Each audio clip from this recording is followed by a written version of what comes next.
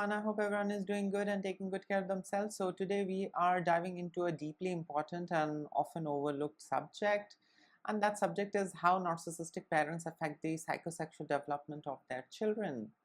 And we are going to analyze things and understand things through the lens of Freud's theory. Now I know when most people hear psychosexual development, they think it's purely about sexuality or something related to sex. I mean, those of you who are not in touch with, the domains of psychology, I mean, general people, they might think that it might be something to do with sexuality, sex, but no, that's not, how things are. Um, if you're aware of Sigmund Freud's work, in Freud's framework, psychosexual stages actually describe, the way how our personality and emotional life are shaped from infancy through adolescence. Yeah, and here is where it gets fascinating and heartbreaking at the same time. When a parent is narcissistic, abusive, toxic, psychopath, or whatever. I mean, abusive or toxic, you know, their unmet needs, their emotional manipulation and control can distort, the child's, stages, the different stages of development, and that in return leaves a long lasting mark on child's sense of self, relationship, and even their adult intimacy. So today we'll walk, stage by stage, looking at what should happen in healthy development and what actually happens when you are raised by a narcissistic parent, how, that affects your psychosexual development. Yeah, and how, the treatment, by narcissistic parent creates distortions in your development and in your growth and in your mind, and how does, that distortion, all of those distortions play out, later in life, in the children's life. Now, in Freud's theory, the first year of life is the oral stage. The infant's primary source of pleasure and security comes from oral activities through the mouth, whether it is feeding, sucking, tasting. Now, in healthy development, this stage isn't just about nourishment, it is about establishing trust to feel safe. When a caregiver consistently meets the baby's needs, whether it is feeding when hungry, soothing when distressed, the child learns that world is safe, there's nothing wrong, and the child is worthy of care. But when you are raised by a narcissistic parent, this often breaks down. There is difficulty in establishing, trust. There is difficulty in believing that you are worthy of care. The feeding schedule might be dictated by the parent's convenience and not the baby's needs. Yeah, in narcissistic family, everything is controlled, everything is micromanaged, and it's all, the narcissistic parents' way.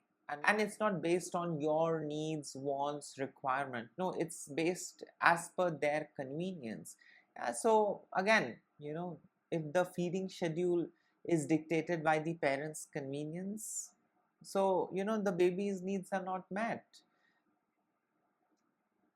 When you are raised by narcissistic parents, soothing might become inconsistent. Yeah, and sometimes, they are attentive, but I mean, your narcissistic parents, but most of the times, they are absent, cold, or irritated. Now what this teaches the child, I mean the infant, is, I mean, something very devastating. Yeah, so what the kid learns is that my needs are not reliable, my comfort depends on someone else's mood. Yeah, that's how, the distortion sets in, that's how the distortion happens. In a healthy family, when you are hungry, they feed you. When you are distressed, they soothe you. But when you are raised by narcissistic parents, everything is done, based on their convenience and comfort. Yeah, it's all about them. And this teaches a lot of wrong things to the child. The child grows up, believing that, my comfort depends on someone else's mood. My needs are not reliable. Yeah, and later in life, this can manifest as oral fixation. Yeah, and we can, see the result of, this oral fixation in adults, who suffer from overeating, who suffer from smoking, who suffer from biting nails. I still have that problem. I do at times, bite nails. And, these folks, who are raised by narcissistic parents, you know, they often exhibit, dependency issues also. One thing is you develop, overeating, smoking, biting nail, etc. The other thing is that you also, uh, grow up with a lot of dependency issues. Yeah, I mean, dependency issue, I mean, being very clingy, clinging to the partner, constantly seeking reassurance that everything is all right. Yeah, playing out different scenario, catastrophizing, things fine, even though everything is fine, but you are like, no, there's something wrong. Is everything all right between you and me? Is everything okay? You keep looking out for extra reassurance. Yeah. Or on the flip side, these folks who have, problem, whose, oral stage is disrupted and messed up by their, narcissistic parents' inconsistent behavior, they also, at times it is seen that they also, refuse, to have anyone. They refuse to need anyone, at all, because needing is something that they genuinely feel unsafe. I shouldn't need anyone. I shouldn't seek help. I'm okay alone. I was there, and I'm sure a lot of you guys must have experienced that as well. Yeah, where you feel that I don't need it. I'll do it myself. It's okay. So what if I'm struggling? But I will not, look out for help. Yeah, because looking out for help, needing someone feels unsafe. Now, let's move on to the next stage. The next stage is the anal stage. So, the oral stage is, generally between 0 to 1 year. Now, the anal stage is between 1 to, I think, around 3 years. Yeah. And here the focus shifts to toilet training and psychologically, to control and autonomy. Yeah, I mean, earlier it was here on the mouth, now it shifts, to the anal. Yeah, and it's all about, toilet training, psychologically, to control and, exercise autonomy. So in a healthy home, parents guide this process very patiently, not hitting or scaring or, behaving horribly. They're very patient, how they potty train their children. And this is basically to make the child, feel proud of himself or herself. Yeah, of mastering self-control. So everything is done in a very safe, healthy manner, very patiently, not hitting the child. You can't, piss in your pant, you can't shit over here. I have seen a lot of folks, they start hitting their children, especially narcissistic parents. They start hitting their children if the child has soiled their clothes, or if the child has pissed in the pant. They start thrashing their child horribly. I have experienced, these things, and I can testify that, these things exist, because, narcissistic parents breed for return. Yeah, and when they have to pour in, in you, or when they have to put an extra effort in you, that is like an inconvenience. They brought you in this world for convenience and not inconvenience. So then they, treat you like shit. Yeah, because you are, wasting their time, you're wasting their energy, you are absorbing them in you. They have to take extra care of you, and that's not what they want. They want you to grow up fast and start taking responsibilities. That's it. So things are different in narcissistic homes. So when you are in that anal stage, you learn about control, you learn about autonomy. And in healthy homes, you are taught these things in a very healthy manner. Yeah. But in narcissistic homes, there is a lot of shame. Yeah, children are shamed. They are mocked if they piss in their pant, or if they shit in their pant. They are shamed, they are mocked, they are even hit. And a lot of disgust is expressed. And the child feels horrible. In a healthy home, they feel good, that now I have learned how to do potty, now I have learned how to go and piss, now I have learned how to wash myself. I mean, whatsoever, at least now I know to do things differently. Earlier I was just doing it in diaper. Now I know how to do potty in the toilet. But in narcissistic homes, children are beaten, mocked, shamed. In such families, narcissistic parents control their children obsessively. They are into dictating exactly how and when things should happen, yeah, making the child feel afraid of mistakes. Yeah, so no mistake goes unpunished. They are going to punish you. And what this does is that this sets you up, for two possible, adult patterns that Freud identified. One is anal retentive traits, and that pans out as perfectionism, rigidity, fear of loss of control.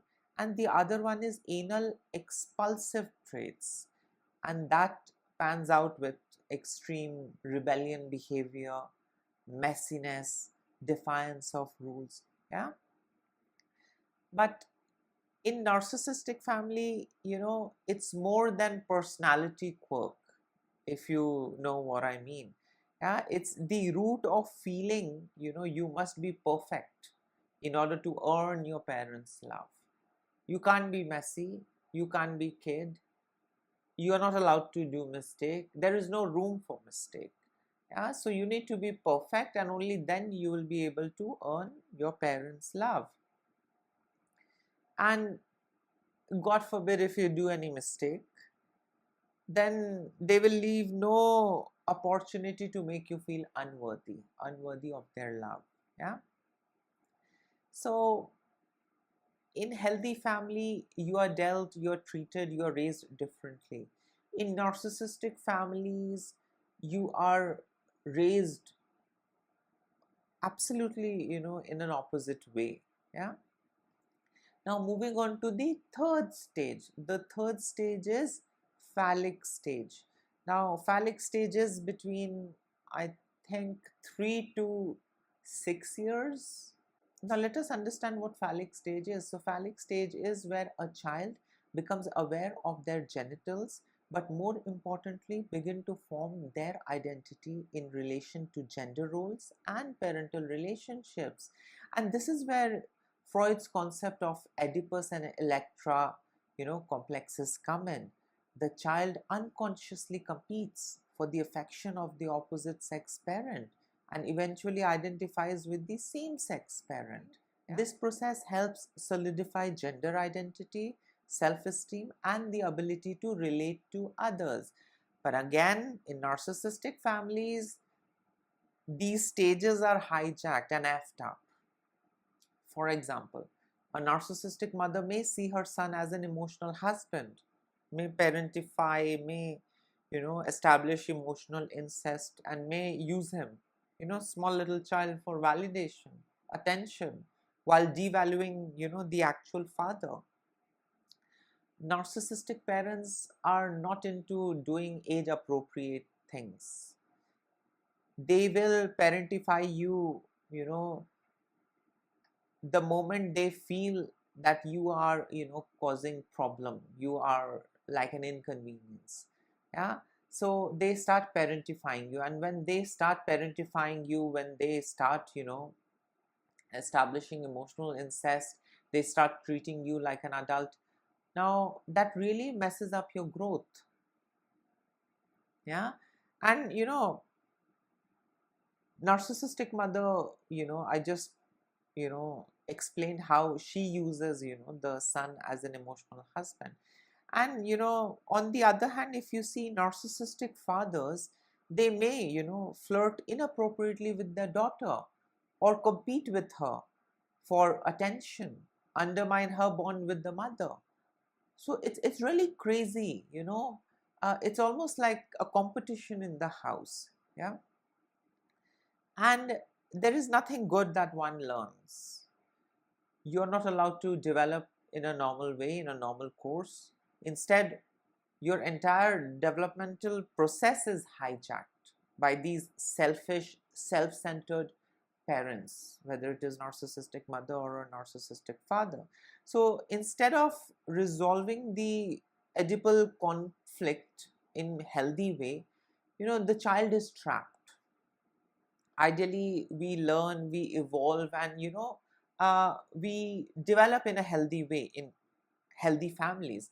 But when you are treated like an adult, when your boundaries are violated, when inappropriate things are being done to you by your biological parent, so this entire stage gets effed up.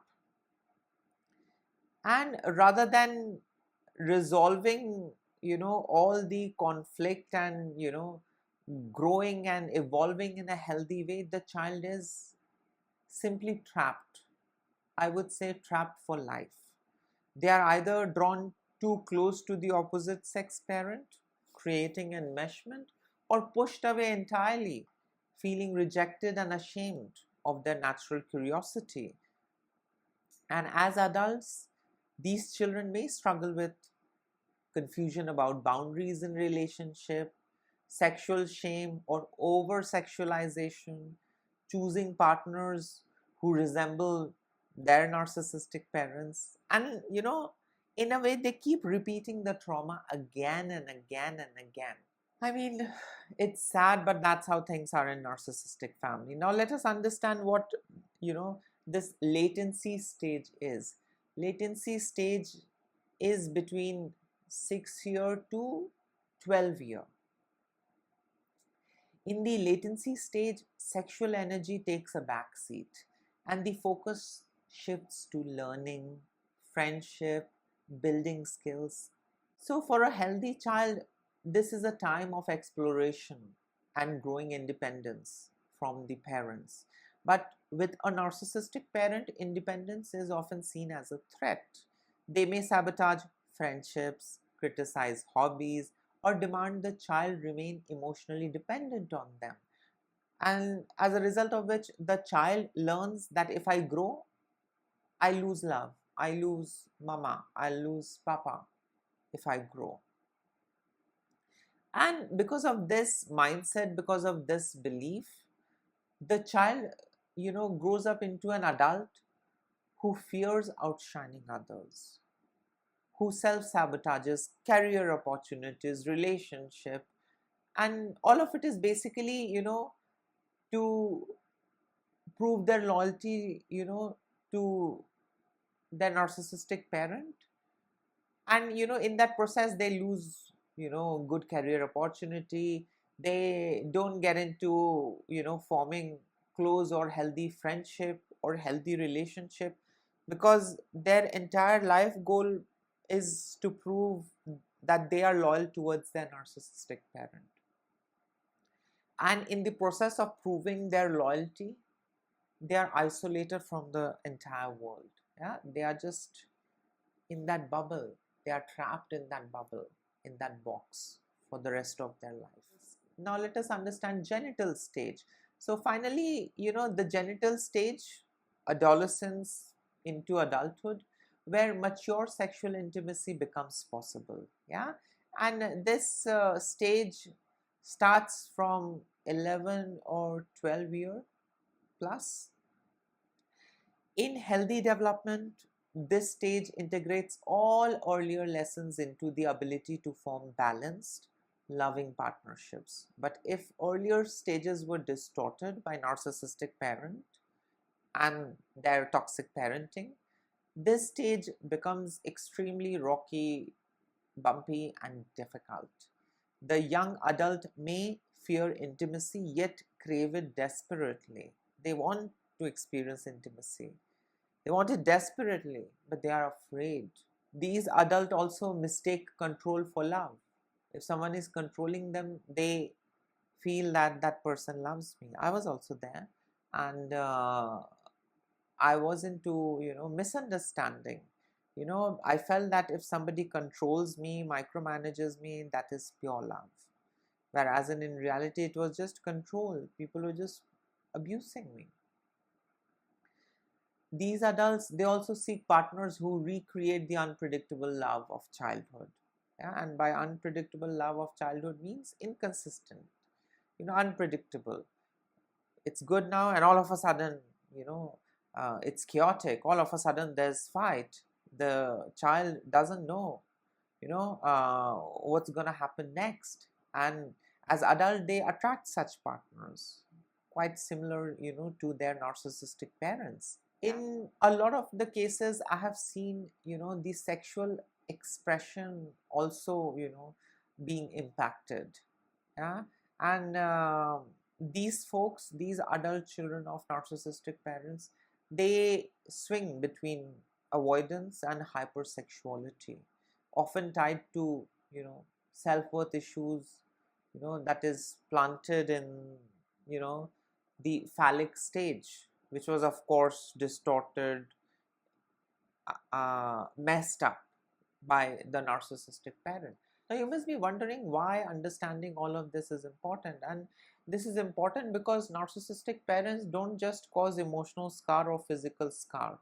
They actually interfere with the building blocks of our personality. And we need to stop blaming ourselves. We need to stop, accusing ourselves that there's something wrong with me. No, there's nothing wrong with you. Freud's theory simply shows us that each stage builds on the last. Yeah.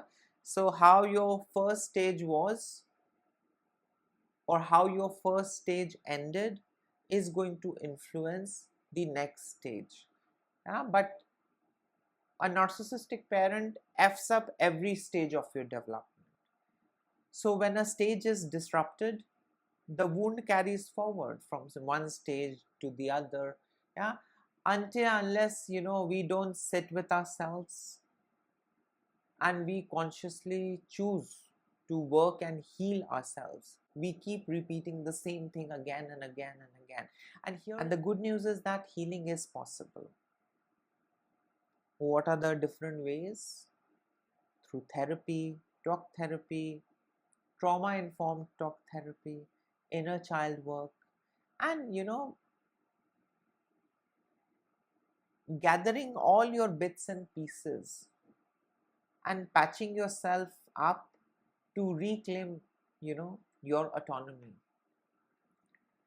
You need to understand you can rebuild yourself from those damaged bits. It's not that it's permanent. Of course, it is there, it is damaging, but you can, learn ways to manage. You can learn ways to work around things. I am also damaged. I was raised by narcissistic parents. I was sexually abused by my mother. I was sexually abused by my uncle. I was financially abused by my father. I was abandoned, disowned. A lot of shit happened. And I am hurt. I am damaged. But that doesn't mean that I will stop living. I am living. I am, learning, studying, helping people. So, life has not come to a full stop. I have identified my problem. I don't hold myself responsible that it was me or it was because of me. No, I was, born in a effed up family and they abused me. That's it. I have this radical acceptance where I come from, and I can't erase that. I can't change that. But definitely, I am learning ways to manage myself better. And I think at this point of time, I have not forgotten anything that these assholes put me through. But I am able to manage and, help myself better. I'm not healed. No, I'm not. And I don't think I can ever be. But I am a better person now. I can see things, I understand things better, I help others, and I am able to help my own self. After narcissistic abuse, you can never be the same. You change, but you need to learn ways to manage yourself better. You need to learn ways to see yourself in a new light, and to understand that it's not the end. It was a nasty lesson that we learned. And now we need to be in our villain era. We need to be in that bitch mode. The only way forward is to be in that bitch mode. The only way forward is to be okay being the villain in everyone else's story. So, I mean, I had my own, realization. You guys will have your own realization. You will never 100% heal, but you will, learn ways to manage things better. Earlier, I used to rot in the bed for hours and hours and hours. I was a drug addict. I was in mess. But with time, I started understanding things. I started managing myself better. I did overcome my addiction, bad food habit, bad relationship with money. I did overcome all of that.